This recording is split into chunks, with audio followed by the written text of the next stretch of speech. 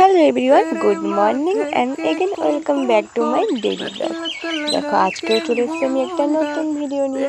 আজকে সারাদিন কী করলাম কি না করলাম সবটা তোমাদের সাথে শেয়ার করব। পুরো ভিডিওটা স্কিপ না করে দেখতে থাকো। তো দেখো সকাল সকাল উঠেই আমার যে সমস্ত কাজবাজগুলো ছিল সেগুলো আমি করে নিলাম।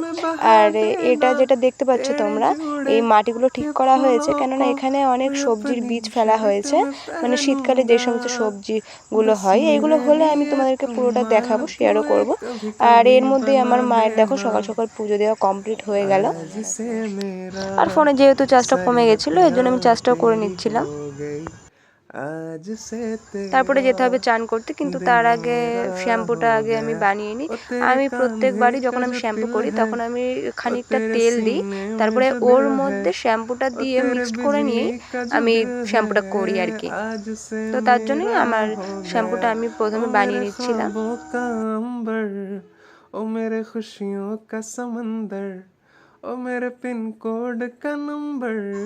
আর এইদিকে দেখো আমার শ্যাম্পু বানানো কমপ্লিট হয়ে গেছে, তো চলো এবারে চান করে নেওয়া যাক। जब से हुआ तेरे नजदीक যেহেতু শ্যাম্পু করেছিলাম চুলটা ভিজা ছিল ওর জন্য মাথাটা ঠিক করে মুছে নিচ্ছিলাম আগে। তারপর একটুখানি গায়ে আমি বডি অয়েল দিয়ে নিচ্ছিলাম। दिल के मोहल्ले में सब ठीक है। আর দেখো ভেজলিংটাও আমি একটুখানি দিয়ে নিচ্ছিলাম। তো চলো এখনো আমার অনেক কাজ আছে, সেগুলো করে নেওয়া যাক।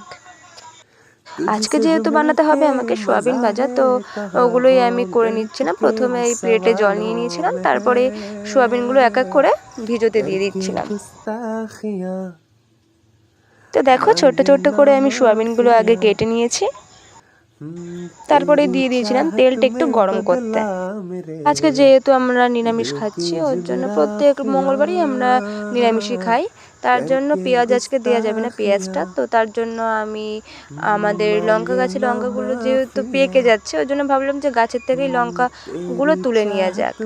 দেখো লঙ্কাগুলো আমি নিয়ে নিয়েছি, এবারে লঙ্কাগুলো ধুতে হবে। চলো লঙ্কাগুলো আগে ধুয়ে নিই।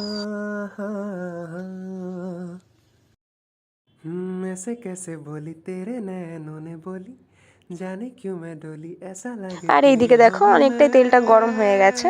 এইবারে তোমরা দেখতে থাকো আমি কতটা সাহসী প্রমাণ আজকে আমি তোমাদেরকে দেবো। দেখলে তো কতটা সাহসী আমি, এতটাই সাহসী আমি যে আমাকে দূর থেকে খুন্তিটা নাড়তে হচ্ছে।